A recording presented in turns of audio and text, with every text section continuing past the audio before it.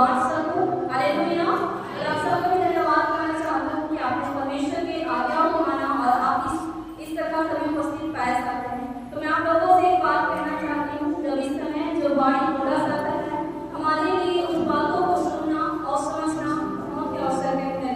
तो मैं आप लोगों से कहना चाहती हूँ कि सारा ध्यान जो परमेश्वर के वचन को सुनाया जाता है, जो बाणी से हमें बोला जाता है, मैं चाहती हूँ कि आप सभी ध्यानपूर्वक सुनेंगे।